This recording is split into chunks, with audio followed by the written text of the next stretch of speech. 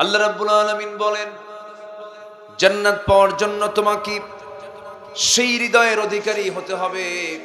ইয়া আইয়াতুহান নাফসুল মুতমাইন্নাতু রজিই ইলা রাব্বিকি রাদিয়াতাম মারদিয়াহ ফাদখুলি ফি ইবাদি ওয়াদখুলি জান্নাতি। জোরে বলুন আল্লাহু আকবার। হে প্রশান্ত আত্মা, তুমি আমার বান্দা হয়ে যাও, আমার অনুগত হয়ে যাও, আমার জান্নাতে প্রবেশ করো। আজকে আমার জান্নাতে প্রবেশ করতে তোমাকে বাধা দেওয়ার কেউ থাকবে না। জোরে কোন সুবহানাল্লাহ। শর্ত হলো আমরা আল্লাহর অবাধ্য বান্দা হব না, অনুগত বান্দা হব। অনুগত বান্দা আমাকে আপনাকে হতে হবে। এই পৃথিবীর এমন কোন প্রাণী নাই যে প্রাণী আল্লাহর আনুগত্য করে না, আল্লাহকে মেনে নেয় না। আকাশের উড়ন্ত পাখি, ওই জলভাগের বিশাল বড় বড় প্রাণীগুলো, আবার বনাঞ্চলের যত প্রাণীগুলো আছে, উড়ন্ত প্রাণী, স্থলভাগের প্রাণী, জলজ প্রাণী, যত প্রাণ আছে সমস্ত প্রাণীগুলো ওয়ালাহু আসলামা মান ফিস সামাওয়াতি ওয়াল আরদ তাওআন ওয়া কারহা। জোরে বলুন আল্লাহু আকবার। ইচ্ছাই হোক অনিচ্ছাই হোক, সব তোর আল্লাহর সামনে তারা সারেন্ডার করছে। কিন্তু বান্দার চরিত্র হলো কি? ইন্নাল ইনসানা লাকাফুর। বান্দা অতিশয় অকৃতজ্ঞ, বান্দা অতিশয় অকৃতজ্ঞ। বান্দা আল্লাহকে ভুলে যায়, বান্দা আল্লাহর নাম নিতে ভুলে যায়, আল্লাহর আইনকে ডিনাই করে, আল্লাহর বিধিবিধানকে অমান্য করে। বান্দার মধ্যেই না শুকরি না কুফরি কম না বেশি বলেন? অধিকাংশই তো জিকির করে না, অধিকাংশই তো কুফরি করে। সাইয়েদনা ওমর ফারুক রাদিয়াল্লাহু আনহু মাঝে মাঝে দোয়া করতেন, আল্লাহ আমাকে অল্প সংখ্যক লোকের কাতারে আমাকে শামিল করো। এই দোয়ার অর্থ না বুঝে তাকে প্রশ্ন করা হলো, আপনি এই দোয়াটা করেন কেন? অল্প সংখ্যক লোকের কাতারে আমাকে শামিল করো মানে? উনি সঙ্গে সঙ্গে কেঁদে ফেললেন। কেঁদে ফেলে বলছেন, অল্প সংখ্যক লোকের কাতারে শামিল করার মানে হলো অধিকাংশ লোক হলো জাহান্নামী, অধিকাংশ লোক হলো নাশকর বান্দা। কলিলাম মা তাশকুরুন কলিলাম মা তাযাক্কারুন। অধিকাংশ লোক জাহান্নামে চলে যাবে, অল্প সংখ্যক লোক জান্নাত পাবে। এই জন্য আমি আমার আল্লাহর কাছে সর্বক্ষণ দোয়া করি, আল্লাহ অল্প সংখ্যক লোকের কাতারে তুমি আমাকে শামিল করে নাও। কি প্রজ্ঞাপূর্ণ কথা, কি প্রজ্ঞাপূর্ণ চিন্তা। আল্লাহ তুমি আমাকে বেশি লোকের কাতারে নিও না, কম লোকের কাতারে নাও, কম লোকই তো জান্নাতে যাবে। যেরকম সুবহানাল্লাহ। হতাশার কোনো কারণ নেই, কোনো কখনো ইমানদার হতাশ হতে পারে না। ইউকতাল আও ইয়াগলিব ফাসাউফা নুতিহি আজরান আযীমা। বিজয়ী হই অথবা নিহত হই, পুরস্কার দিবেন কে? আসতে কবেন না, পুরস্কার দিবেন কে? আল্লাহ তাআলা। আসুন আমি সেখান থেকে কথা বলতে চাই, যেই জিনিসটার লঙ্ঘন আজকে পৃথিবী জুড়ে সবচাইতে বেশি, সেটার নাম হলো হক, অধিকার। এই হকের লঙ্ঘনটা আজকে গোটা দুনিয়া জুড়ে সবচাইতে বেশি। যার যে প্রাপ্য তা সে পায় না। যেরকম টুপির কাজ হলো মাথায় রাখা, টুপি যদি হাঁটুতে দেন, এটা কি টুপির হক আদায় হলো? জুতার কাজ হলো পায়ে রাখা, জুতা যদি আপনি গলায় দেন তাহলে কি হবে বলেন তো? এটা কি সম্মান হলো না অপমান হয়ে গেল? তাহলে জুতা পায়ের তলে থাকবে, টুপি মাথার উপরে থাকবে, চশমা চোখে থাকবে, ঘড়িটা হাতে থাকবে। এটা হচ্ছে এটার অধিকার, হক। যখন আপনি উল্টা পাল্টা করবেন ঠিক থাকবে না। ঠিক তেমনি আমার আপনার জীবনের চরাচরে আমাদের হক যেন প্রতিষ্ঠা পায়, এই হক সম্বলিত বিষয় নিয়ে আমি কিছু কথা বলতে চাচ্ছি। আমাকে সময় দিচ্ছেন তো নাকি? যেমন ভাই বোন একই মার পেট থেকে দুনিয়াতে এসেছে, বাপ মারা গেল অথবা মা মারা গেল। এখন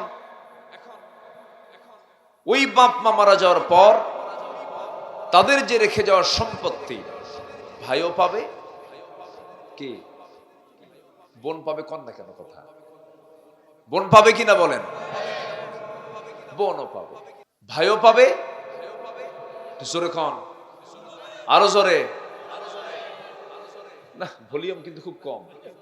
এই বোন পাবে না? এই তো আওয়াজ দিছে, আওয়াজ পাইছে, আলহামদুলিল্লাহ। বোনও পাবে, কিন্তু বোনকে দিতে কিছু ভাইয়ের খুব কষ্ট হয়।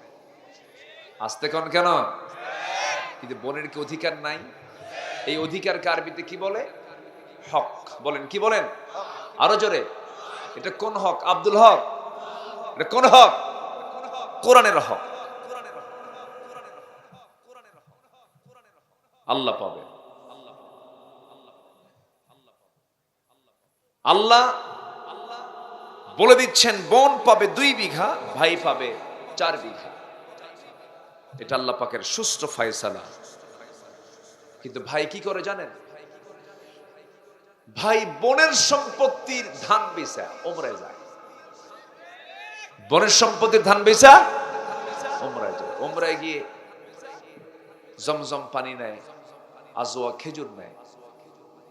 এরপরে মদিনায় গিয়ে একটা পেটা স্বর্ণের চেন নেয়, গলার একটা চেইন মালা নেয়।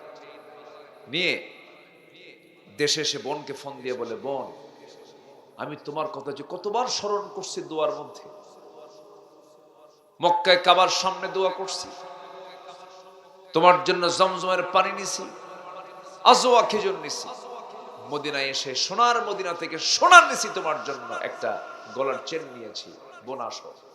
নিয়ে আসে, গলায় মালা পরায় দেয়, জমজম আজওয়া খেজুর খাওয়ায় দিয়া বলে, বোন একটা কথা বলি কি, অংশ নিলে কিন্তু ধ্বংস হয়। কত বড় বাটপা আছে কিনা? আজকে আমি এমন একটা সাবজেক্ট নিয়েছি, এই সাবজেক্টের ওয়াজের পরে জীবনে আমাকে আর আপনারা দাওয়াত দিবেন না।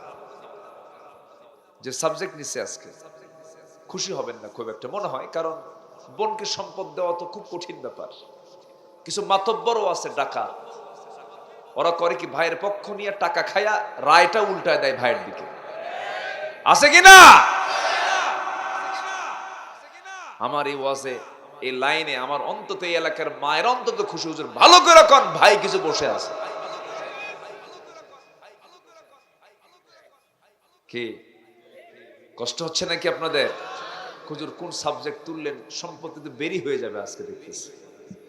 কিন্তু সম্পদ বের হয়ে যাক, জান্নাতটা ঠিক থাক, জান্নাতটা ঠিক। জান্নাতকে হারালে সব হেরে যাবে। সবচেয়ে বড় অর্জন হলো জান্নাত। আল্লাহ রাব্বুল আলামিন বলেন, বান্দা, আমি তোর যে জান্নাতের যে এরিয়া রেখেছি, সর্বনিম্ন জান্নাত হবে 10টা পৃথিবীর মতো একটা জান্নাত আমি তোর জন্য রেখে দিয়েছি। 10টা পৃথিবীর মতো একটা জান্নাত। আর আমরা সেই জান্নাতকে হারাতে বসি এই সামান্য দুনিয়ার কিছু অংশ বণ্টনে আমরা কম বেশি করে ফেলি। বোনকে ঠকাই, এতিম ভাতিজাকে ঠকাই। ভাই মারা গেছে, ভাতিজা ছোট অবস্থায় রেখে গেছে, ভাতিজার অংশের যে জমিগুলো, সেই ভালো জমিগুলো সব চাচা দখল করে, একদম বিলের ভিতরের মাঝখানের যে জমি সেটা রাখে ভাতিজার জন্য, এতিম ভাতিজার জন্য। এরকম চাচা তো শাহজাদপুরে নাই। আজকে আমি একদম গোড়ায় হাত দিচ্ছি, কিন্তু কোনো উপায় নাই, গোড়ায় হাত দিচ্ছে আজকে। কি ভাই সাইদুর ভাই, দেব? জীবনে আর দাওয়াত দেবেন না আপনারা, না দিলেন তাও হক কথা কিছু বলে যায়। এগুলো কেন হবে? ঠিক আছে না? এগুলো কেন হবে? ভাতিজার সম্পত্তি, এরপরে বোনের সম্পত্তি যারা মেরে খায় তাদের জন্য জান্নাত হারাম, হারাম, হারাম। সে জান্নাত পাবে না। খুব মারাত্মক বিষয়। জমির আইল ঠেলবেন, আল্লাহ কবরে আপনাকে ঠেলবেন ফেরেশতাকে। কিছু হাজি আছে হজ করে আসে, কিন্তু জমির আইল ঠেলা বন্ধ করে না, খালি আইল ঠেলে। সে জানে 33 শতক জমির জায়গায় আমার 38 শতক হয়ে আছে, তাও আরো আছে ওই জায়গায় জমি। এরকম হাজি আছে না নাই? এগুলো করা যাবে না। আমরা যার যা হক আমরা আদায় করব। জোরে বলি ইনশাআল্লাহ। আল্লাহ রাব্বুল আলামিন বলেন, ইন্নাল্লাহা ইয়া'মুরুকুম আন তু'আদ্দুল আমানাতি ইলা আহলিহা ওয়া ইযা হাকামতুম বাইনান নাসি আন তাহকুমু বিল আদল ইন্নাল্লাহা নি'মা ইয়া'iদুকুম বিহি ইন্নাল্লাহা কানা সামিআন বাসীরা। জোরে বলুন আল্লাহু আকবার। হে ঈমানদারেরা, নিঃসন্দেহে আল্লাহ রাব্বুল আলামিন তোমাদেরকে অর্ডার করেছেন তোমরা কি করবে। তোমাদের যে আমানতগুলো আছে সে আমানতগুলো প্রাপ্ত ব্যক্তিদের কাছে তোমরা দিয়ে দাও, নিজের কাছে জবরদখল করো না, বড় বিপদে পড়ে যাবে। আল্লাহ পাক সূরা নিসার 36 নম্বর আয়াতে হক সম্বলিত বিষয়ে কথা বলেছেন বিস্তারিত। আল্লাহ রাব্বুল আলামিন বলেন, ওয়া'বুদুল্লাহা ওয়া লা তুশরিকু বিহি শাইআন ওয়া বিল ওয়ালিদাইনি ইহসানা ওয়া বিযিল কুরবা ওয়াল ইয়াতামা ওয়াল মাসাকিন والجار ذي القربى والجار الجنب والصاحب بالجنب وابن السبيل وما ملكت أيمانكم إن الله لا يحب من كان مختالا فخورا جربون الله أكبر। আল্লাহ রাব্বুল আলামিন এখানে তার নিজের হকের কথা বলেছেন, বান্দার হকের কথা বলেছেন, পিতামাতার হকের কথা বলেছেন, প্রতিবেশীর হকের কথা বলেছেন, এতিম মিসকিনদের হকের কথা বলেছেন, এরপর নিকটতম আত্মীয় স্বজনদের হকের কথা বলেছেন, মুসাফিরের হকের কথা বলেছেন। আমার বন্ধুগণ, এই হকগুলো যদি আদায় হয়ে যায় জান্নাত তার ঠিক থেকে যাবে, আর হক যদি লঙ্ঘন হয়ে যায় জান্নাত তার বেঠিক হয়ে যাবে। একটু কান লাগান, আল্লাহর হক আছে না নাই? আসতে বলবেন, আল্লাহর হক আছে না নাই? একটা হচ্ছে হকুল্লাহ, আল্লাহর হক, আল্লাহর অধিকার, আর একটা হচ্ছে বান্দার হক, বান্দার হক, হাক্কুল ইবাদ, বান্দার হক। আমার বন্ধুগণ একটু মনোযোগ দিয়ে কথাটা শুনবেন। আল্লাহর হক, আমার দায়িত্ব হচ্ছে আল্লাহর হক আদায় করা। আবার আমার উপরে আমারও হক আছে আল্লাহর উপরে। যেমন একজন সাহাবী নবীর সামনে বসে আছেন, বসে নবীর সামনে একদিন রাসূল ওই সাহাবীকে মুআজকে প্রশ্ন করছেন, ইয়া মুআজ হাল তাদরি হাক্কুল্লাহ আলা ইবাদিহি ওয়া মা হাক্কুল ইবাদি আলা আল্লাহ? তোমার কি এটা জানা আছে নাকি বান্দার উপর আল্লাহর হক কি, আবার আল্লাহর উপরে বান্দার হক কি? কুলতু আল্লাহু ওয়া রাসূলুহু আ'লামু। মুআজ বলেন, আল্লাহ এবং রাসূল তার সবচাইতে বেশি ভালোবাসেন। তিনি বলছেন, আমার রাসূল জবাবে বলছেন, ফাইন্না হাক্কুল্লাহি আলাল ইবাদ আন ইয়াবুদুহু ওয়া লা ইউশরিকু বিহি শাইআন ওয়া হাক্কুল ইবাদি আলাল্লাহ আল্লা ইউআযযিবা মান লা ইউশরিকু বিহি শাইআন। আমার নবীজি বলেন, বান্দার উপর আল্লাহর হক হলো বান্দা তার ইবাদত করবে এবং এই ইবাদতে কোনো শরীক স্থাপন করবে না, শিরকের কাছে যাবে না। আর আল্লাহর ওই বান্দার উপর ওই বান্দার উপর আল্লাহর হক হচ্ছে এটা, আর আল্লাহর উপর ওই বান্দার হক হলো আল্লাহ তাকে কোনো শাস্তি না দিয়া তাকে জান্নাত দিয়ে দিবেন। জোরে কোন সুবহানাল্লাহ। আমার ভাইয়েরা একটু মনোযোগ দিয়ে কথাগুলো শুনতে হবে। হকের বিষয় খুব গুরুত্বপূর্ণ। কোরআন সুন্নাহর আলোকে আল্লাহর হক আদায়ের জন্য বান্দার 10টা করণীয় কাজ আছে। এই 10টা যদি কাজ কোনো বান্দা করতে পারে, সে কার হক আদায় করতে পারবে? আসতে বলুন, কার হক আদায় করতে পারবে? আমি কি একটাও কি বলেছি নাকি? একটাও কি বলেছি? মানে এখনো শুরু করি নাই, শুরু করতেছি। বসার প্রস্তুতি সবার আছে তো ইনশাআল্লাহ? আমার চাচাতো ভাই জাফর চলে আসো, জাফরকে দাঁড় করায় দিলেন। আব্দুল বিন রাওহা রাদিয়াল্লাহু আনহু, তুমি আমার কাছে আসো, তাকে দাঁড় করায় দিলেন। একসঙ্গে কয়জন হলো?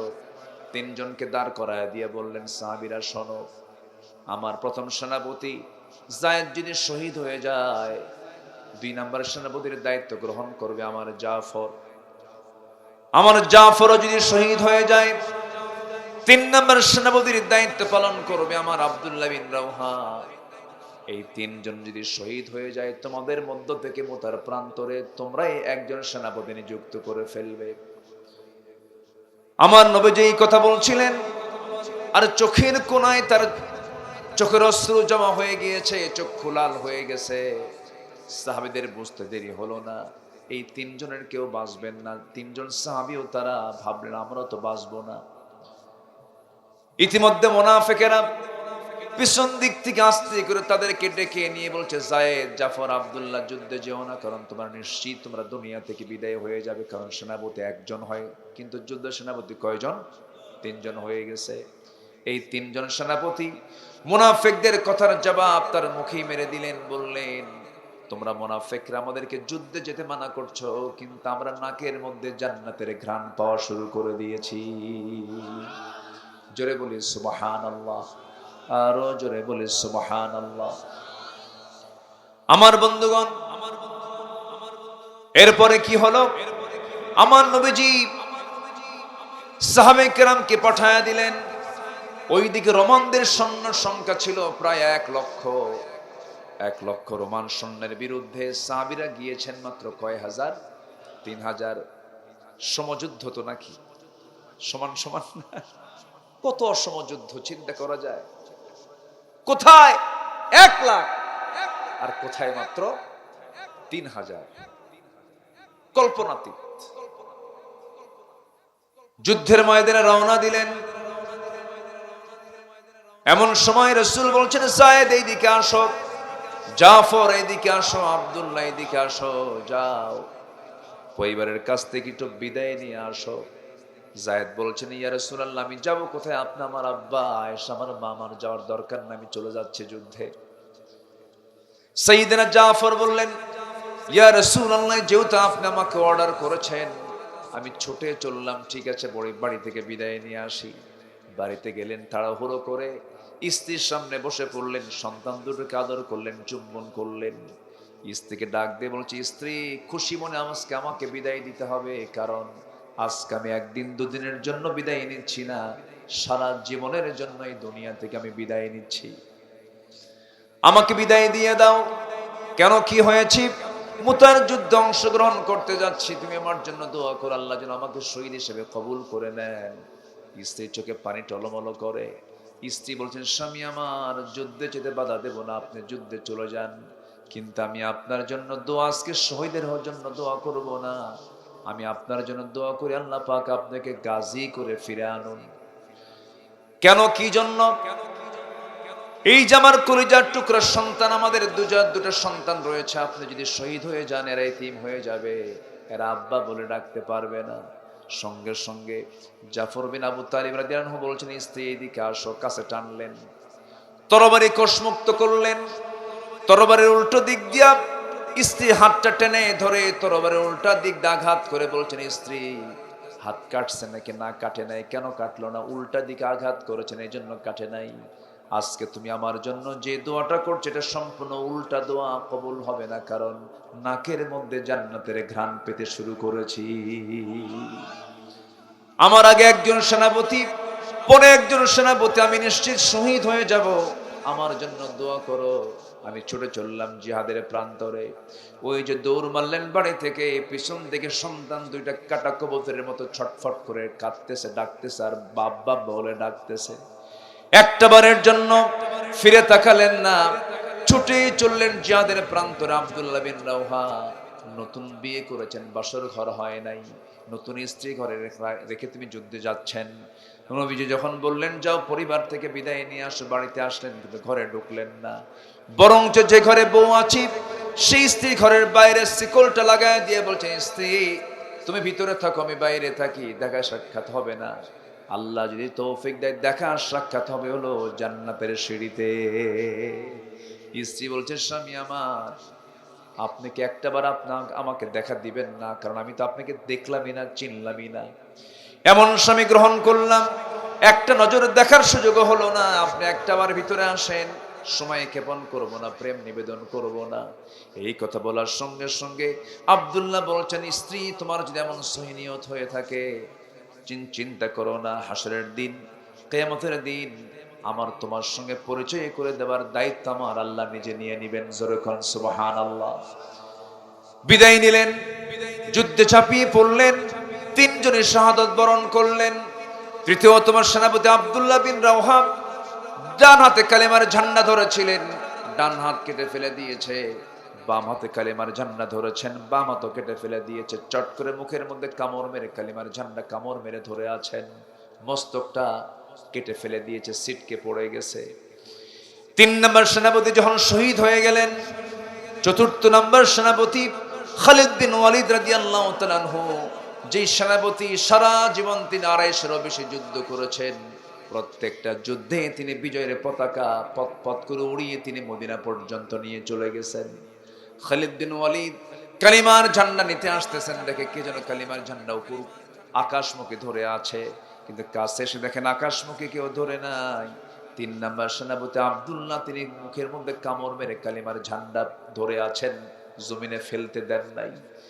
কাছে চলে গেলেন, কালিমার ঝান্ডা হাতে নেন, মাথা সহ চলে আসে, কানের মধ্যে মুখ ঢুকিয়ে বলছেন, ভাইরে আমি হলাম মোতার যুদ্ধের 4 নম্বর সেনাপতি।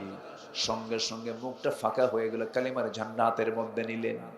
যুদ্ধ করে 3000 সৈন্য নিয়া 1 লক্ষ সৈন্যকে পরাজিত করে কালিমার পতাকা বিজয়ী বেশে উড্ডীন করে মদিনা পর্যন্ত নিয়ে চলে গেলেন। নবীর সামনে যখন চলে গেছেন, আমার নবীজি কোনো কিছু জিজ্ঞাসা করার আগে বলেছেন, সাহাবীরা নামাজটা ঠিক মতো হয়েছে কিনা? সুবহানাল্লাহ বলবেন না? জোরে বলুন সুবহানাল্লাহ। সবার আগে কি বলেন? আরো জোরে বলেন। তাহলে আল্লাহর হক হলো 1 নাম্বার, কয় ওয়াক্ত নামাজ বলেন? কয় ওয়াক্ত নামাজ? আমার দেশে 6 ওয়াক্ত, তাহাজ্জুদ সহ না? ঠিক আছে, আমার আলোচনা একটা আছে এরকম। নামাজ মূলত 5 ওয়াক্ত, তবে উত্তম হলো আরেকটা ওয়াক্ত আছে, সেটা হলো এই 15 মিনিট পরে আসবে, 12টা বাজবে, কি তাহাজ্জুদের নামাজ। কিন্তু তাহাজ্জুদ পড়লেন, ফজর পড়লেন না, কাম হবে? হবে না। ফজর আগে না তাহাজ্জুদ আগে? ফজরটা আগে। আমার দেশে আবার কিছু বুজুর্গ আছে, এরা মাথায় টুপি পড়ে কিন্তু লুঙ্গি নাই। কি নাই?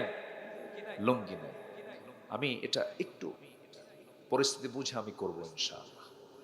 অনেক রাত হয়েছে তো, আমার আগের মেহমান তিনি দীর্ঘ সময় কথা বলেছেন ওই বিষয়ে। আমাকে সময় দিচ্ছেন তো নাকি? আমি যখন আসতেছিলাম রাস্তা ফুরায় না, বুঝলেন? শাহজাদপুর শুরু হয়েছে সেই তালগাছি থেকে, ঠিক আছে না? কোথায় তালগাছি? এই গাছের শেষ মাথার খুঁজে পাচ্ছি না। আসলাম, আসতে আসতে দেখি মাশাআল্লাহ রাস্তা এখন অনেক ভালো হয়ে গেছে। আগের তো অবস্থা খুব কঠিন অবস্থা ছিল, এখন অনেকটা ভালো। আগে ছিল পুল সিরাতের মতো, অনেকটা ভালো হয়েছে, বলি আলহামদুলিল্লাহ। সম্মানিত ভাইয়েরা, তাহলে আল্লাহর হক হচ্ছে 1 নাম্বার 5 ওয়াক্ত নামাজ, আমরা সবাই পড়বো। তবে একটা দুঃখজনক কথা, বলুন তো কোন ওয়াক্তে সবচেয়ে কম মুসল্লি মসজিদে পাওয়া যায়? ফজর। হ্যাঁ, সবচেয়ে কম মুসল্লি কোন ওয়াক্তে? সবচেয়ে বেশি ফজিলত কোন ওয়াক্ত নামাজের বলেন? আচ্ছা, কোন কোন নামাজের সময় মানুষ বাড়িতে বেশি সময় থাকে? ফজর। তাহলে ফজরে মানুষ বেশি থাকে বাড়িতে, আর সবচেয়ে কম মুসল্লি হলো মসজিদে। মানুষগুলো যায় কোথায়? মেরাজে। কোথায় যায়? মেরাজে। আসসালাতু মিরাজুল, ঘুমে থাকে। মনে আছে কিনা কোন এক শুক্রবারে ভূমিকম্প হয়েছে, কিন্তু হয়েছে কিনা বলেন? বেশি হয়েছে কোথায়? ঢাকাতে। বেশি হয়েছে ঢাকায়, একটু ঝাঁকুনি বেশি মারছে। 10:30টার দিকে এই ভূমিকম্প হলো। গুলশান, বাড়িধারা, ডিওএইচএস, ধানমন্ডি, যতই বড় বড় অভিজাত এলাকার বড় বড় মাল্টি স্টোরেড বিল্ডিং, কোন বিল্ডিং এর ফ্ল্যাটে একটা লোক নাই। এক ঝাঁকিতে সব রাস্তা, সব কিন্তু ভিআইপি, সব কি ভিআইপি। যখন নামছে বিল্ডিং থেকে জুতা পায় না খালি পায়, গায়ে কি কাপড় চোপড় ছিল, শার্ট প্যান্ট টাই ছিল কিছু, সব যা ছিল রাতের পোশাক তা নিয়ে মারছে দৌড়। স্বামী স্ত্রী থুইয়া, স্ত্রী স্বামী থুইয়া, ছেলে মিয়া থুইয়া, সব যেদিক থেকে মারছে দৌড়। সব রাস্তায় গিয়ে ভিআইপি ফকির, ভিআইপি কি ফকির।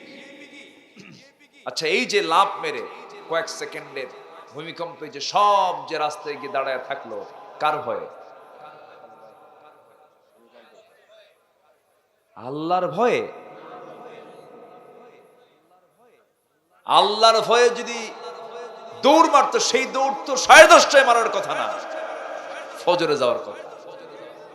ফজরে যায় নাই বলেই আল্লাহ বলতেছে বের হ তাড়াতাড়ি।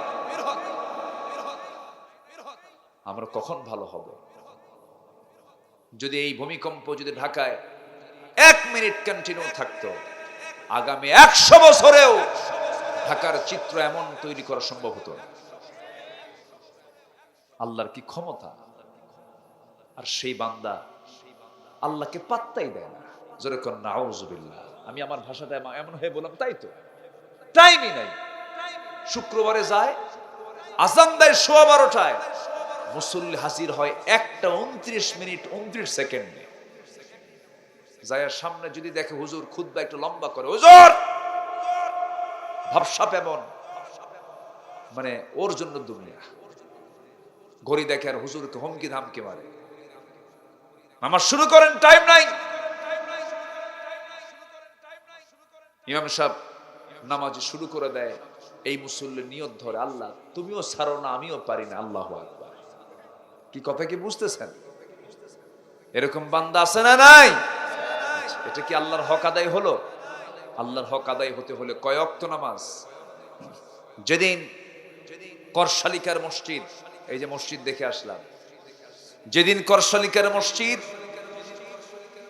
ফজরের মুসল্লি জোহর, আসর, মাগরিব, এশার চাইতে বেশি হবে, সেই দিন আমি হলফ করে বলে গেলাম, এই গ্রামে কোনো মাদক, নেশা, বেপরদা, এই সমস্ত অসামাজিক কোন কার্যকলাপের গন্ধ এই গ্রামে আর থাকবে না। কোন ওয়াক্তের মুসল্লি বেশি হলে ফজর। মুনাফিক সব ওয়াক্ত পড়তে পারে, কোন ওয়াক্ত পড়তে পারে না, ফজর। মুনাফিক ধরা খেয়ে যায় কোন ওয়াক্তে? ফজর। মুসল্লি এত কম মসজিদে ফজরের, 4-5টা বুড়া যায় মসজিদে। যখন বলা হয় চাচা এই আপনি এত কষ্ট করে আসছেন, বাবা বুড়ি নাই, বুড়ি থাকলে আমিও আসতাম। কি কথা কি বুঝতেছেন? টাইম যায় না, কি করবে, সেজন্য আসছে। এই যদি হয় আমাদের আল্লাহর হক আদায়ের দশা। আমি কিন্তু অবাস্তব কিছু বলছি না ভাই, বাস্তব বলছি।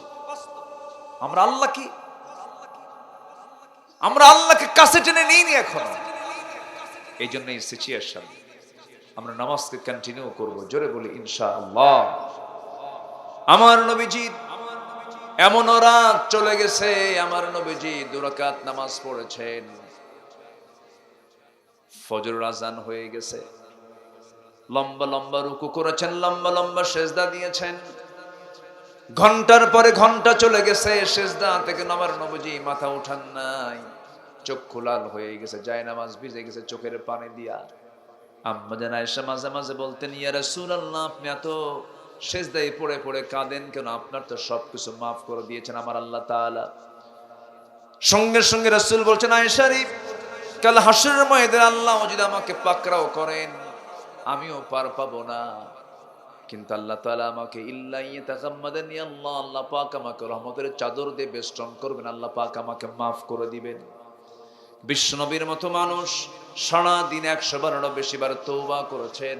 তুবু ইলাল্লাহ ফাইন্নী আতুবু ফিল ইয়াউমি মিয়াতা মাররা।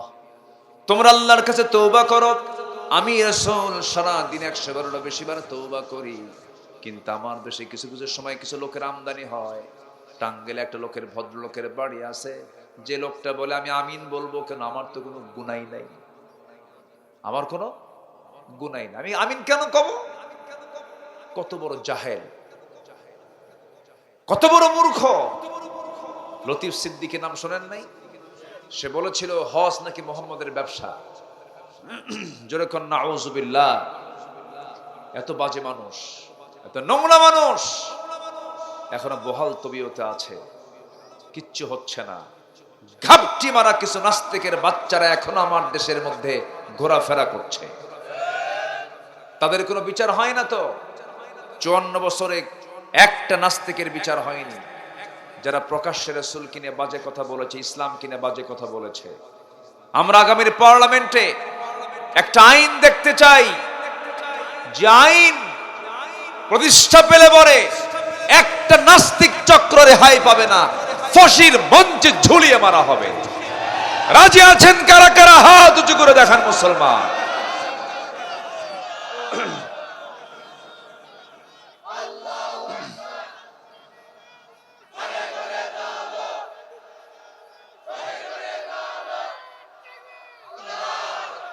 আল্লাহ কবুল করুন, জোরে বলি আমিন, আরো জোরে আমিন। সম্মানিত ভাইয়েরা, আছে তো, সম্মানিত বন্ধুগণ, তাহলে আমার দেশে মদের আইন পাশ হয়েছে এতদিন, সুদের আইন পাশ হয়েছে এতদিন, বেশ্যাবৃত্তির লাইসেন্স দেওয়া হয়েছে, এমন কোন আইন আমরা সামনে দেখতে চাই না। কেউ কি দেখতে চান? এর জন্য আমাকে আপনাকে কাজ করতে হবে। শোনেন, আমি সুস্পষ্ট ভাষায় কথা বলতে বিশ্বাসী। যদি কেউ মনক্ষুণ্ণ হন, হুজুর আপনি দলীয় কথাবার্তা কেন বলছেন, আমি কোন ব্যক্তির দলের কথা বলছি না, আমি আল্লাহর দলের কথা বলছি। যদি আপনার দল যদি বলে আগামীর পার্লামেন্ট হবে ইসলামের পার্লামেন্ট, আমি নিজে আপনার দলে যোগদান করব। আপনার তো সে সাহস নাই, আপনি বলতে পারবেন না, আপনার দলের ম্যানিফেস্টো সেটা নয়, আপনি তা বলতে পারবেন না, আপনার সে সাহসটা নাই, আপনার মধ্যে আছে মুনাফিকের চেতনা। যারা বলবে আমরা শরিয়া আইনে বিশ্বাসী নই, নতুন করে ঈমান আনতে হবে তাদেরকে। সম্মানিত ভাইয়েরা, তাহলে নামাজকে আমরা কেউ ছেড়ে দেব? সবাইকে নামাজ পড়তে রাজি আছি? জোরে বলি ইনশাআল্লাহ। আম্মা জান আয়েশা সিদ্দিকা রাদিয়াল্লাহু তাআলা আনহার সাথে আমার নবীজির শেষ কথোপকথন হয়েছিল মৃত্যুর আগে। আমার নবীজি সেই মৃত্যুর আগেও বলেছেন নামাজের কথা। জোরে বলেন সুবহানাল্লাহ। আমার নবীজি নামাজের ব্যাপারে খুব সতর্ক ছিলেন, খুব সতর্কতা রাখতেন নামাজের ব্যাপারে। আমার নবীজির জীবনে এক ওয়াক্ত নামাজ কাজা হয়নি, এক ওয়াক্ত। তার নামাজ কখনো কাজা ছিল না। আমরা তার উম্মত, আমরা কি করছি ভাই? দয়া করে সবার কাছে করজোরে মিনতি জানাই, নামাজ আমরা কেউ ছাড়বো না। রাজি আছেন না ইনশাআল্লাহ? সবাই কি রাজি আছেন? আল্লাহ কবুল করুন, জোরে বলে আমিন।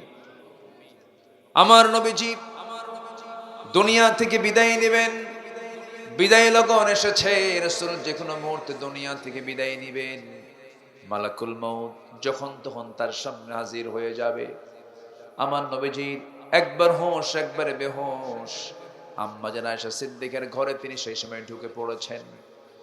আমার নবীজি ঢুকে পড়েই বলছেন, আয়েশা প্রচন্ড মাথা ব্যথা হচ্ছে, মাথায় পানি ঢেলে দাও। মাথায় পানি ঢেলে দেওয়া হলো। নবীজির মাথার চুলগুলো ভিজা ভিজা, শুয়েছিলেন, বালিশ দেওয়া হলো। রাসূল বলছেন, আয়েশা বালিশ আমার পছন্দ না, তুমি তোমার উরুটা বিছায়া দাও।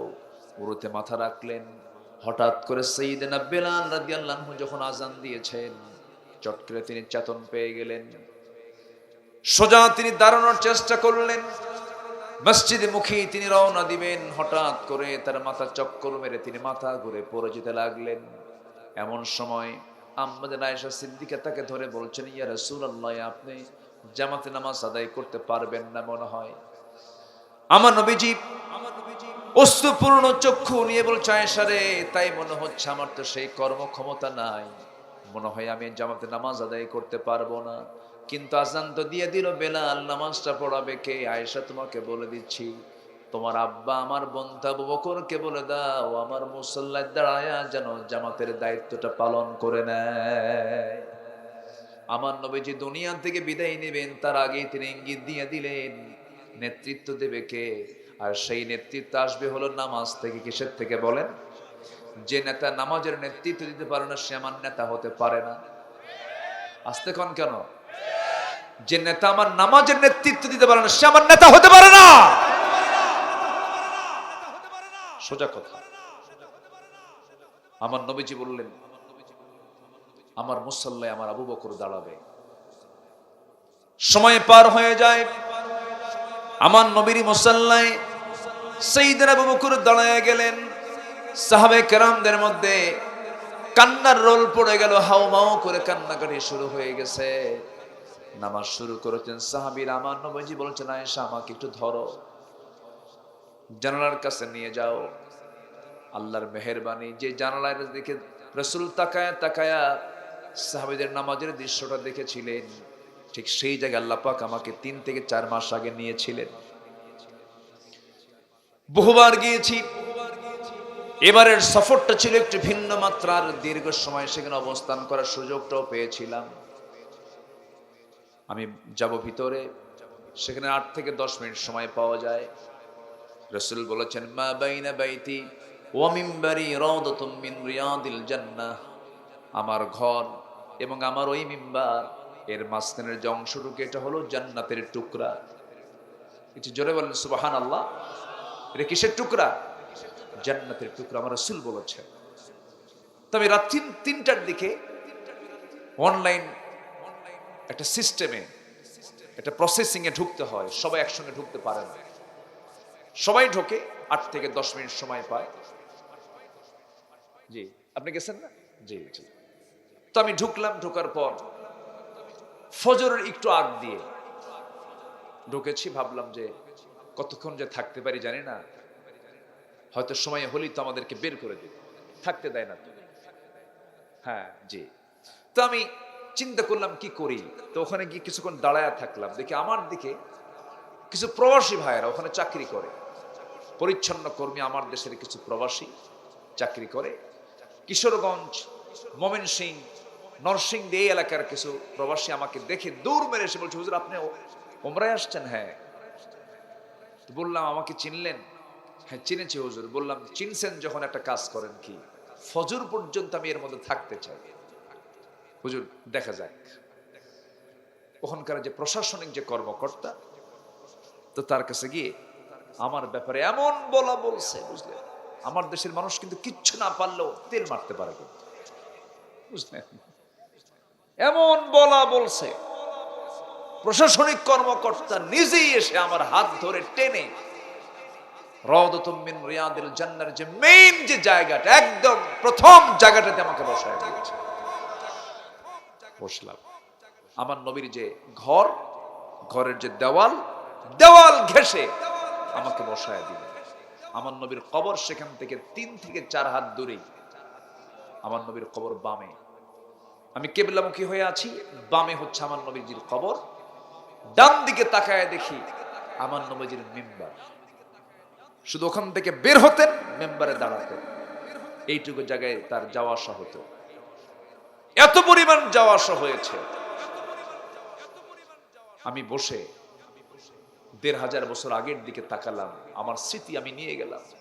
আহারে, এই জায়গায় রাসূল কত চলেছেন, ফিরেছেন। আল্লাহি আমার নাকের ভিতরে যেন আমার নবীজির শরীরের ঘাম যেন ধাক্কা মারতেছে, আমি পাচ্ছি। আমি বসে আল্লাহর কাছে প্রথম যে দোয়াটা করলাম, আল্লাহ তোমার কাছে আমার প্রার্থনা হলো, আমার বাড়ি বাংলাদেশ আর আমার কলিজার টুকরার চেয়েও প্রিয় নবীর বাড়ি হলো মক্কা মদিনা। বিআইয়ি আরদিন তামুত, কোন জমিনে মৃত্যু হবে জানি না। আল্লাহ তোমার কাছে ফরিয়াদ করি, আমার মৃত্যুর দিনটা যেন মদিনায় হয়।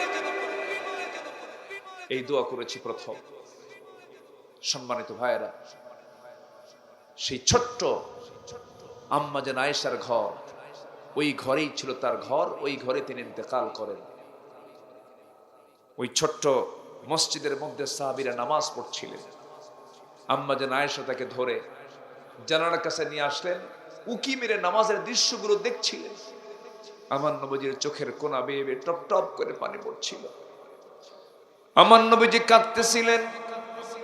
আম্মা জান আয়েশা সিদ্দিকা বলেন, ইয়া রাসূলুল্লাহ, আপনি কাঁদেন কেন? আপনার সাহাবীরা তো নামাজ পড়ে, আপনার কান্নার তো কথা নয়। রাসূল বলছেন, আয়েশা রে, মানুষ কাঁদে দুটো কারণে, একটা চরম আনন্দে, চরম দুঃখে।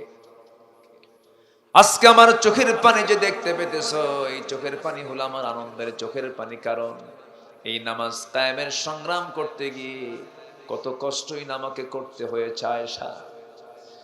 ওই কাবার চত্বরে মক্কায় নামাজে দাঁড়িয়েছি, রুকুতে চলে গেছি, কাফের মুশরিকরা আমার পিঠের উপরে উটের পচা নাড়িভুড়ি চাপায় দিয়েছে, আমি হামাগুড়ি দিয়ে জমিনে পড়ে গেছি। এই নামাজ কায়েমের জন্য আমার চাচা আমির হামজা বক্ষ চিড়ে কলিজা বের করে তার প্রতিশোধ নিয়েছে। আমার চাচার হাত কেটে নিয়েছে, চোখ তুলে নিয়েছে, কান কেটে নিয়েছে। এই নামাজ কায়েমের জন্য আমাকে মক্কা ছেড়ে মদিনা পর্যন্ত হিজরত করতে হয়েছে। সেই নামাজ আজকে রাষ্ট্রীয় পর্যায়ে কায়েম হয়েছে আয়েশা। এই দৃশ্য আমি দেখছি, এটা আমার চরম আনন্দের কারণে আমার চোখ থেকে পানি বের হচ্ছে। আমার নবীজি দুনিয়া থেকে বিদায় নিবেন। আম্মা জান আয়েশা বলেন, রাসূল আমাকে বললেন, আয়েশা রে, মুখ কেমন যেন দুর্গন্ধ মনে হয়, একটা মেসওয়াক এনে দাও তো। মেসওয়াক এনে দেওয়া হলো।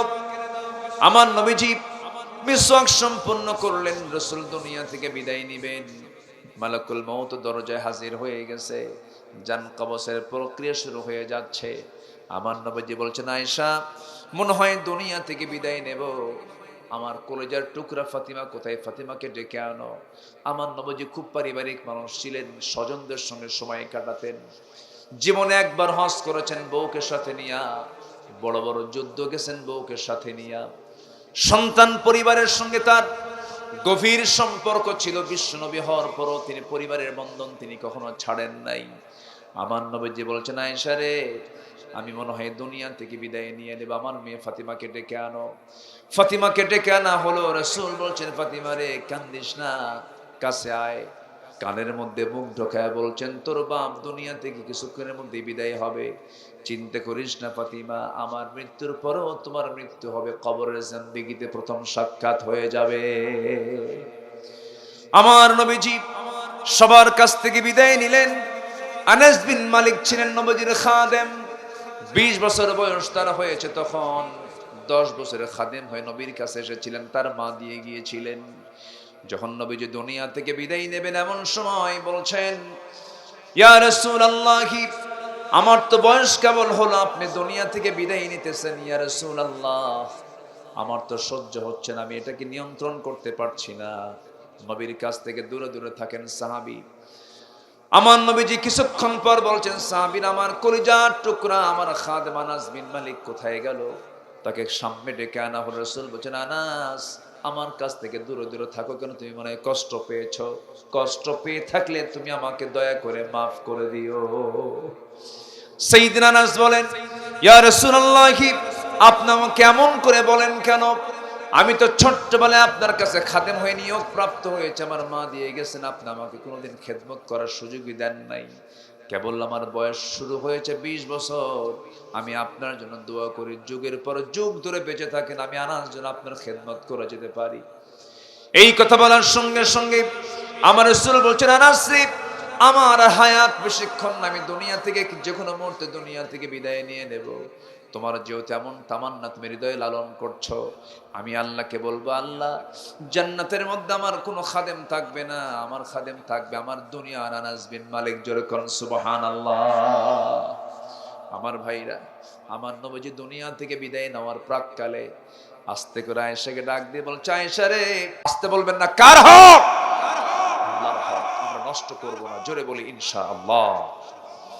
কোরআনের আলোকে আল্লাহর হক আদায়ের জন্য বান্দার 10টা করণীয় একটাও বলিনি, তবে একটা ইবাদতের কথা বলেছে হক, সেটা হচ্ছে নামাজ। সেটা কি বলেন? নামাজ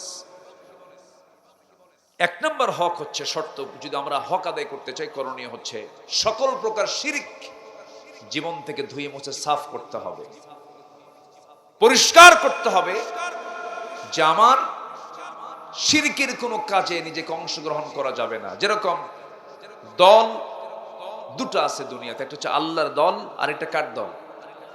মানুষের দল, অর্থাৎ শয়তানের দল। আমরা দল করব কার? আস্তে দল করব কার? আইন দুটা, একটা হচ্ছে আল্লাহর আইন, আর একটা কার আইন? মানুষের আইন। তো মানুষের আইন শ্রেষ্ঠ না আল্লাহর আইন শ্রেষ্ঠ? এই যে কোরআন দেখতে পাচ্ছেন, কোরআনের উপরে যদি কেউ অন্য কোনো বই রাখে, বঙ্কিমচন্দ্র, শরৎচন্দ্র, রবি ঠাকুর, নজরুল, কোন কবির কবিতা, কোন সাহিত্যের বইও যদি রাখা হয়, আমরা মানবো? আমরা নিচে রাখবো, কারণ কোরআনের উপরে কোনো কিতাব রাখতে দেব না আমরা, এটা বেমানান হবে। আমার দেশে যে আইনটা চলছে, কোর্ট কাছারিতে, আইন আদালতে, সব আল্লাহর আইন না মানুষের আইন? আচ্ছা, আল্লাহর আইন আছে না নাই? সেটা কি আমার দেশে উপরে আছে না নিচে আছে? আর মানুষের আইনটা উপরে আছে। এটা কি মানানসই হলো? আমরা কোন আইনকে আমার আল্লাহর আইনের উপরে রাখতে চাই না। সবগুলোকে পরাজিত করে আল্লাহর আইনকে বিজয়ী করার জন্য আমাকে আপনাকে চেষ্টা করতে হবে। এটা হক। শিরকের কাজে আমরা যাব না, জোরে বলি ইনশাআল্লাহ। শিরক বহু প্রকার, যেরকম গ্রামে গঞ্জে কিছু কথা প্রচলিত আছে, শনিবারে বাঁশ কাটা যাবে না, আছে কিনা বলেন? মঙ্গলবারে বিয়ে হওয়া যাবে না, সকালবেলা বাকি দেওয়া যাবে না, বৃষ্টির দিনে কেউ বিয়ে করলে তার সারা জীবন চোখের পানি ফুরাবে না। দেখেন কোথায় যে পাইছে হাদিস, আল্লাহ জানে। শাহজাদপুরের দিকে আপনারা যাবেন একটু মাঝে মাঝে, ওই যে যেখানে ট্যাংলরি আছে, ওই যে কি বলে, মেঘনা না, ওটা কোন পেট্রোলিয়াম? মেঘনা পেট্রোলিয়াম। ওখানে যাবেন, ওই ট্যাংলরির পিছনে দেখবেন কিছু কিছু ছেঁড়া জুতা ঝুলায় রাখছে, ছেঁড়া জুতা। আমি এক ট্রাকের ড্রাইভারকে বললাম, আচ্ছা তোমাদের ট্রাকের পিছনে ছেঁড়া জুতা কেন? এর কারণটা কি? হুজুর, বদনজর থেকে বাঁচার জন্য। শিরক। গাছের মধ্যেও লাগায়, ওটা কি জন্য লাগায়? চোখ লাগবে, হ্যাঁ, বদনজর থেকে বাঁচার জন্য। কত যে শিরকের চেতনা আমাদের দেশে কাজ করে। আমরা ছোটবেলা আমরাও তো আক্রান্ত ছিলাম। ছোট ছোট বাচ্চার কপালে কি দেয়? কালো টিপ দিয়ে দেয়, এই যে কাজল, ওটা কি বলে না, এটা নাম আছে কি যেন বলে, যাই হোক, বলে যে এটা না দিলে পরে চোখ লাগবে, বদনজর হবে। একদিন আমার দাদিকে বললাম, দাদি আমার মারা গেছে, বললাম দাদি, এই যে বাচ্চাদের কপালে যে টিপ দেয়, এটা পাইছো কোথায়? আমার মা লাগাইছিল। তার মা পাইছে কোথায়? তার মা থেকে শিখছে এটা। তাহলে এটা কি রাসূলের হাদিস না মা দাদির হাদিস? মা দাদির হাদিস। এগুলো বিশ্বাস করা হলো শিরক। বিশ্বাস করা কি? শিরক।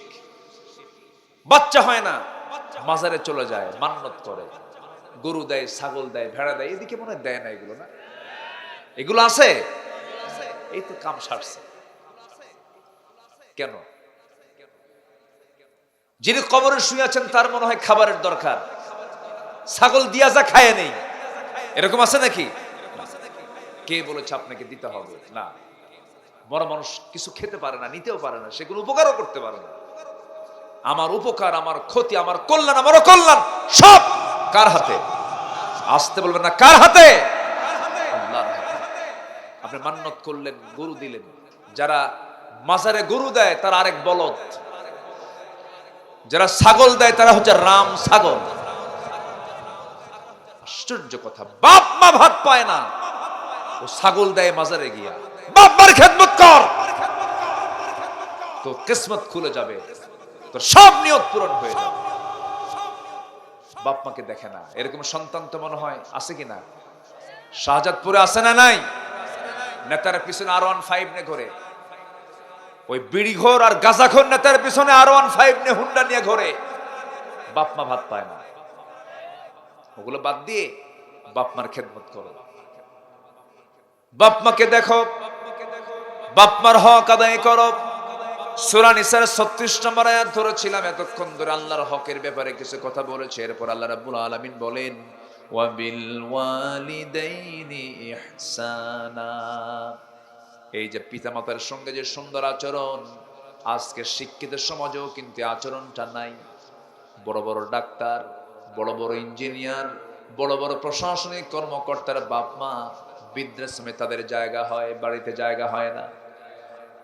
অথচ শিক্ষার হার কিনতে পেরেছে আমার দেশে, কিন্তু সুশিক্ষার হার না বাড়ার কারণে, নৈতিক শিক্ষা না থাকার কারণে আজকে বাপ মারা ভাত পায় না।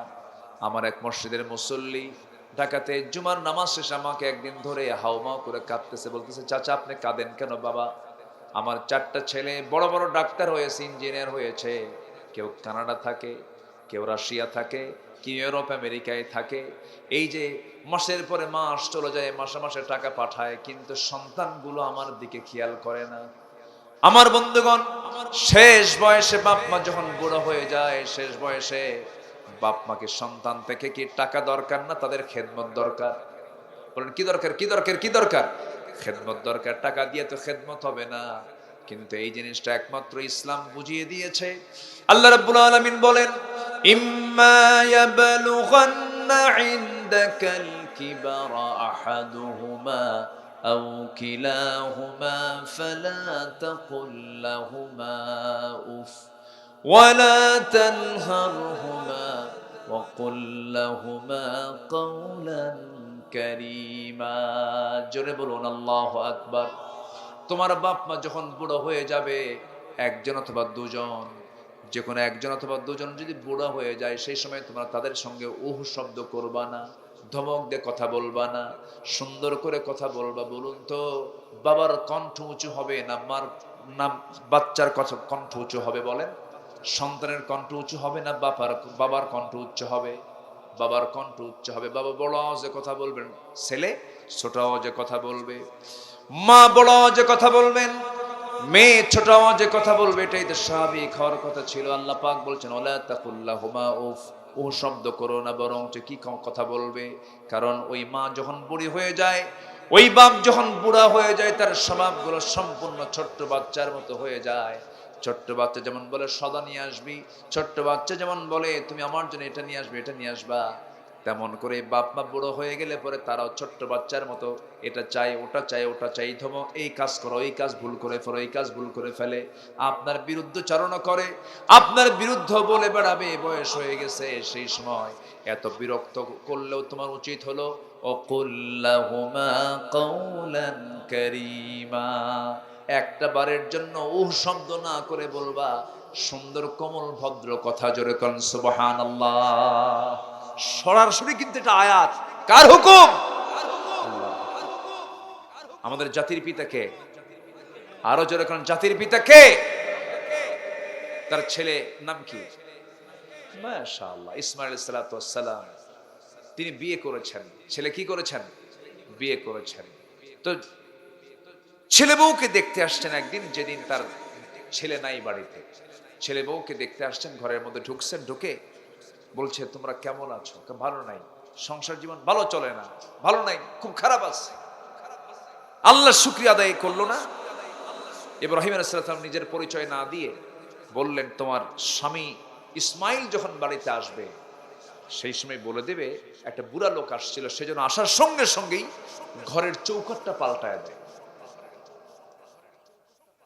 ঘরের চৌকাঠ কি করে? পাল্টায়। এই মহিলা ভাবছে মনে হয় ঘরের কোনো চৌকাঠ মনে উই পোকা খাইছে, বসেই নাই কথা। আসার সঙ্গে সঙ্গে বলতেছে যে একজন বৃদ্ধ লোক আসছিল, আমাকে এই কথা বললো, আর যাওয়ার সময় বলে গেল আপনি আসা মাত্রই যেন এই কথা বলি। কি কথা? ঘরের চৌকাঠ যেন পাল্টায়। সঙ্গে সঙ্গে ইসমাইল বলছেন, আমার গুণী পিতা এসেছিলেন, গুণী পিতা আল্লাহর পয়গম্বর তিনি এসেছিলেন। তো উনি যেহেতু বলে গেছেন ঘরের চৌকাঠ পাল্টাতে, তোমার আর আমার বাড়িতে থাকার কোনো অধিকার নাই, তুমি চলে যাও। ঘরের চৌকাঠ বলতে কাকে বোঝানো হয়েছে? আচ্ছা বলেন তো, বাবার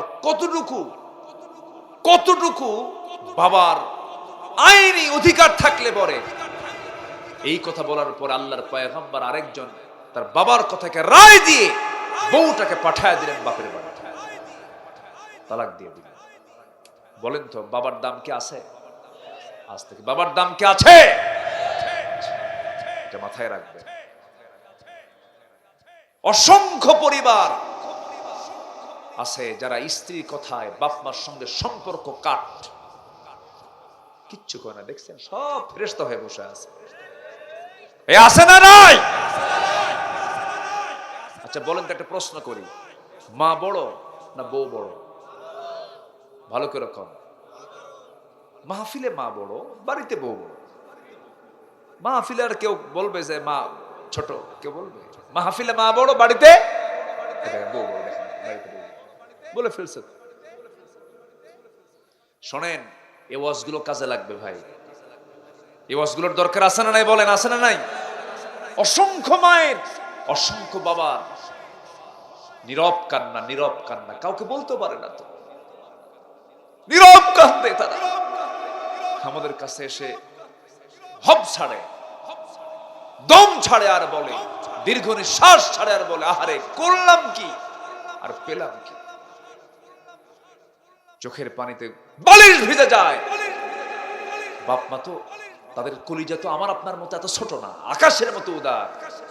দুর্নামও করে না। সন্তান ভালো, বউ ভালো, খুব ভালো বাবা, খুব ভালো, কাউকে বলতে দেয় না। সবার কাছে অনুরোধটুকু রাখবো, এক নম্বর আল্লাহর হক। আজকের সাবজেক্ট কি বলেন? হক। এক নম্বর কার হক? এরপর আল্লাহ বলছেন বাপ মার হক আদায় করো। যদি আমার বাপ মাকে সন্তুষ্ট করে যদি দুনিয়া থেকে বিদায় হতে পারি, এপারে দুনিয়া ওপারে জান্নাত পেয়ে যাবো। এত বড় দামি মানুষ হচ্ছেন মা বাবা। আমরা সুন্দর আচরণ করব। জোরে বলি ইনশাআল্লাহ, আর জোরে বলি ইনশাআল্লাহ। আমার নবীজি এক সাহাবীর পায়ের আওয়াজ জান্নাতে শুনতে পেলেন। কিসের আওয়াজ? পায়ের আওয়াজ। আমার নবীজি বললেন, ও আমার সাহাবীরে, তুমি দুনিয়াতে আমি জান্নাতে গিয়ে তোমার পায়ের আওয়াজ শুনতে পেলাম, মেরাজে গিয়ে যখন আমি দেখতে নিয়েছিলাম সেই সময় তো পায়ের আওয়াজ শুনতে পেলাম। সেই সাহাবী কেঁদে ফেলে বলছেন, ইয়া রাসূলুল্লাহ, এর কারণ হলো এই দুনিয়াতে আমি সবচাইতে বেশি সম্মান করি এক নাম্বার আল্লাহকে, নাম্বার 2 আমি আপনাকে সম্মান করি, আর নাম্বার 3 হলো আমি আমার সবচেয়ে বেশি সম্মান দিয়ে হলো আমার মা বাবাকে। জোরে কোন সুবহানাল্লাহ। মার সামনে গিয়ে যখন বসবো বিনয়ী হয়ে বসবো, বাবার সামনে গিয়ে যখন বসবো বিনয়ী হয়ে বসবো। বাবা ধমক মেরে মেরে কথা বলবেন, চুপ মেরে শুনবো। মা হয়তো চটাল হয়ে কথা বলবেন, নীরব কানে শুনবো। যদি কোনো ভুলও করে ফেলে আস্তে করে বাবার হাতটা ধরবো। মা যদি কোনো ভুল করে ফেলে আস্তে করে মার হাতটা ধরে বলবো, মা তোমার পেট থেকে আমি জন্ম নিয়েছি, মা তুমি আমাকে ভালোবাসো, আমিও তোমাকে ভালোবাসি, কিন্তু মা আমার মনে হয় মা তুমি এই কাজটা ভুল করছো, একটু ঠিক করো তো দেখি। ধমক মারবে, তবু আপনি ধমকাবেন না। একদিন বুঝাবেন, দুদিন বুঝাবেন, সুন্দর করে মার জন্য দোয়া করে দিবেন। দেখবেন আপনার সুন্দর আচরণে মার যদি কোনো ভুলও থাকে সেটা ঠিক হয়ে গেছে। মার সঙ্গে হয়তো আপনার বইয়ের গন্ডগোল, হতিবারের সমস্যা, আস্তে করে মাকে আস্তে করে ডেকে নিয়ে স্ত্রী থেকে আড়াল করে নিয়ে মার কাছে গিয়ে আস্তে করে বসবেন, বলবেন, মা আমি তোমার তো ছেলে হয়ে, হ্যাঁ আমার বউটা আমার চক্ষু শীতল করে, আমার মনটা ফ্রেশ করে। মা তোমার মেয়েটা যদি কোনো কষ্ট কোথাও পাও, তোমার যেমন সহ্য হয় না, এই মেয়েটা তো কারো ঘরের থেকে মেয়ে হয়ে এসেছে, কারো না কারো মেয়ে। এই মেয়েটা আমার বাড়িতে এসেছে, দেখো আমি তোমার মুখে একদিনে মা ডাক তুমি আমার মুখ থেকে শুনতে পাও নাই। জন্ম যেদিন হয়েছিল সেদিন থেকে শুরু করে নিয়ে অন্তত 2টা বছর তোমাকে কষ্ট করতে হয়েছে। এরপরে ভাঙ্গা ভাঙ্গা গলায় মা ডেকেছে, আম্মা ডেকেছে, তুমি খুব খুশি হয়েছো। আর আমার বউটা যেদিন এসেছে সেদিন থেকে আম্মা আম্মা বলে ডাকে, বা মা ক্ষমা করে দেওয়া যায় কিনা মা বলো। প্রয়োজনে পাটা ধরবেন, সুন্দর করে বুঝাবেন। আমার মার মন তেমন পাষাণ মন নয়, একটু বলবেন একটুতেই খুশি হয়ে যায়। জোরে বলেন সুবহানাল্লাহ। আপনি আপনার স্ত্রীর জন্য 3000 টাকা দামের শাড়ি কিনবেন, খুশি করতে পারবেন না, কিন্তু মার জন্য 3000 টাকা নয়, শুধু 500 টাকার একটা শাড়ি নিয়ে যাবেন। ওই শাড়িটা মা নিজে শুধু পরবে না, প্রতিবেশীকে দেখাবে, ওকে দেখাবে, ওকে দেখাবে, দেখায় বলবে, দেখো আমার ছেলে আমাকে কত ভালোবাসে, আমার জন্য শাড়ি কিনে আনছে। আমার বন্ধুগণ, মার হৃদয় তেমন হৃদয়। মেবি গত বছর রাত 3টার দিকে আমি মাহফিল শেষ করে, আমার বৃদ্ধা মা এখনো বেঁচে আছেন, দোয়া করবেন। মাহফিল শেষ করে বললাম, মা যেখানে থাকেন তা থেকে আমি 2 ঘন্টা দূরে, প্রায় 200 কিলোমিটার দূরে, 150 কিলোমিটার দূরে একটা মাহফিল ছিল। মাহফিল শেষ করে বললাম, মা আমি তোমাকে আজকে দেখতে আসবো, সময় পেয়েছি, আসিস বাবা। দরজায় নক করেছি, বিদ্যুৎ বেগে দরজা খুলে গেছে। মাকে বললাম, মা তুমি ঘুমাও নাই? কে বাবা তুই যখন বলেছিস আমি আসবো সেই সময় থেকে আর ঘুম আসে না। দরজা খুলে দিলেন। এরপরে বলছে, মা আমি একটু ঘুমাবো। বলতেছে, বাবা তোর প্রিয় খাবার রান্না করেছি। আল্লাহু আকবার। তোর প্রিয় খাবার রান্না করেছে, আমি খিচুড়ি খাই, নরম খিচুড়ি খাই। মা আমার জন্য নরম খিচুড়ি বানাইছে। মা আমাকে প্লেট দিয়ে সুন্দর করে তুলে নিয়া চামিচ দিয়ে বলতেছে, বাজান ছোট্টবেলায় কত খাওয়াইছি তোরে, খা।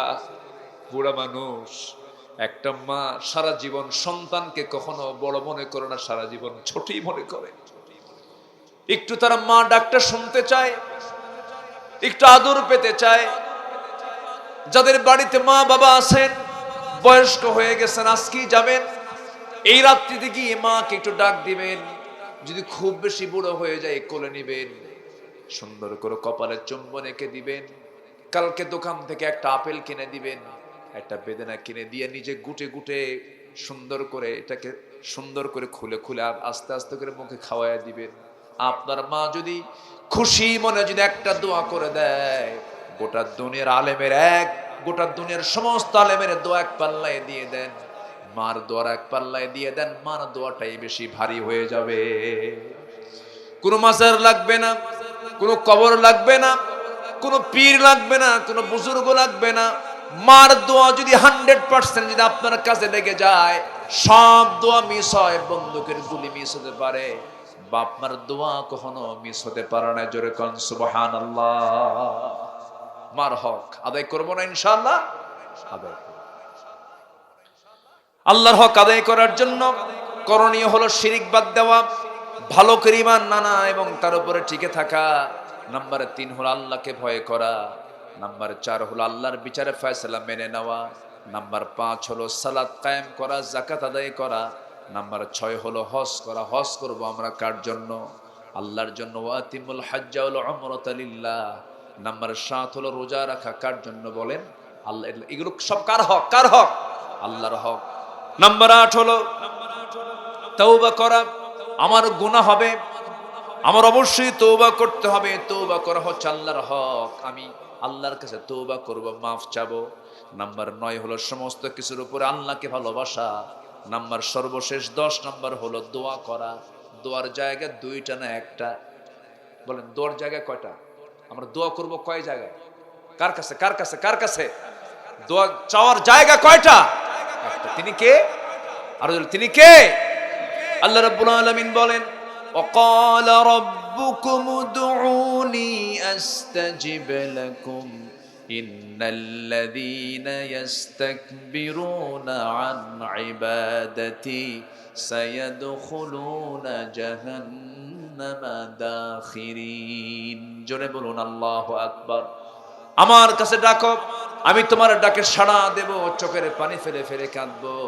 আপনি কি জানেন, আমরা যদি আল্লাহর কাছে চোখের পানি যদি 1 ফোঁটা ফেলতে পারি, সেই ফোঁটা যদি কবুল হয়ে যায়, 7টা জাহান্নাম দিয়ে আগুন নিভবে না, কিন্তু 1 ফোঁটা চোখের পানি দিয়ে 7টা জাহান্নাম নিভে যাবে। আল্লাহ ওই বান্দাকে জান্নাত দিয়ে দিবে। নামাজ 5 ওয়াক্ত পড়বেন কারা কারা? একটু হাত তুলে দেখান দেখি। জোরে বলি ইয়া আল্লাহ। আরো জোরে ইয়া আল্লাহ। আমাদেরকে ফজর, যোহর, আসর, মাগরিব, ইশা 5 ওয়াক্ত সালাত আদায় করার তৌফিক তুমি আল্লাহ দিয়া দাও। জোরে বলি আমিন। আরো জোরে আমিন। সবার হাত নামান। সবার বাড়িতে মা বোন আছে না নাই?